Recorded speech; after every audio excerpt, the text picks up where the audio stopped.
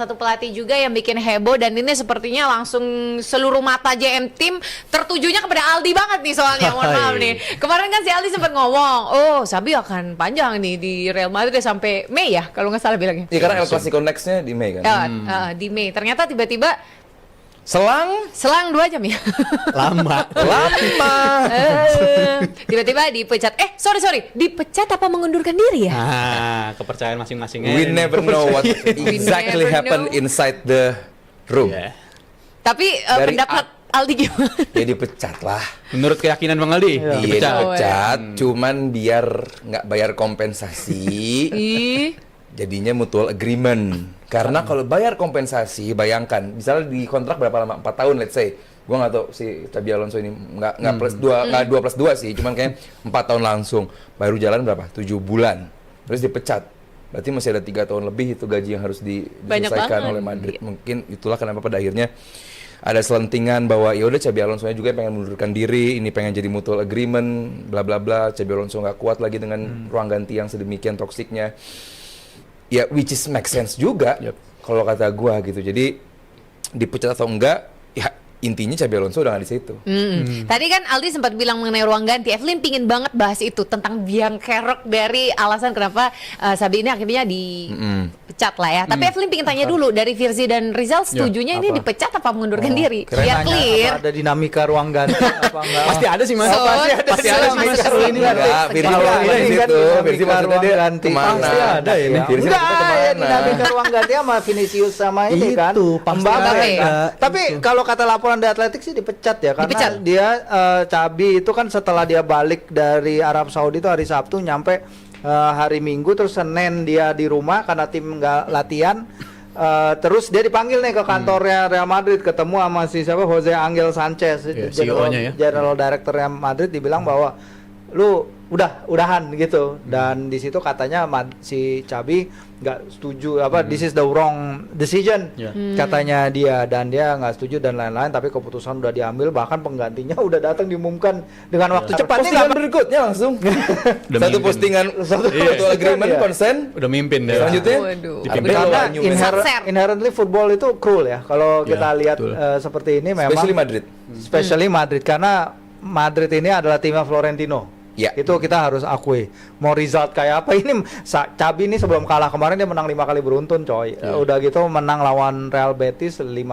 Tapi kalau Florentino ngeliat dia nggak bisa works dengan ruang gantinya, aduh jadi inget lagi nih.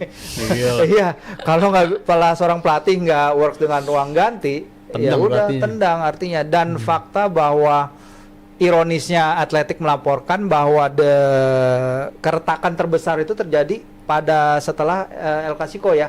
Yang perdana apa yang kemarin? Yang perdana. Iya, betul. Di mana Vini diganti. Iya. Vini diganti, dia sempat komplain marah-marah, saya nggak akan berada di sini lagi, bla bla bla, nggak akan perpanjang kontrak.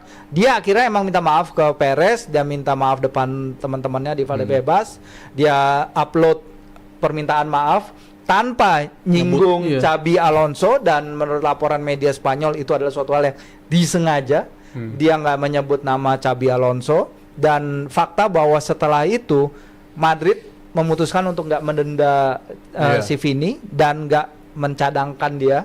Itu adalah bukti bahwa player power akan lebih kuat dari seorang pelatih di Real Madrid. Dan selalu begitu. Dan akan selalu begitu juga. Dan jadi benar.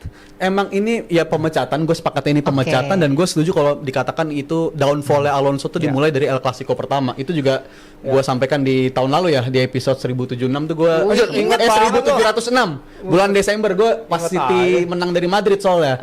Itu kan game sebenarnya juga santer dikatakan kalau sampai kalah Alonso bakal dipecat juga tuh yang di game lawan City. Tapi memang di momen itu karena itu momen terdekatnya dia harusnya ketika lawan City itu udah momen dekat sama dipecat. Dan gue ngerasa momen abis menang dari Barcelona itu adalah salahnya Alonso dengan tidak memberikan punishment berupa cadangin dulu kayak apa, kayak karena dengan cara lu kayak begitu lu terlalu permisif gitu. Lu nunjukin sisi soft lu terlalu sopan dan ibaratnya perumpamaan gue, makanya gue bilang waktu itu ini pemain kan ibarat hiu. Mereka pada nyium darah nih. Mereka ngelihat sisi soft dari seorang pelatih dan dia ternyata nggak bisa ngasih hukuman ke pemain yang bertingkah.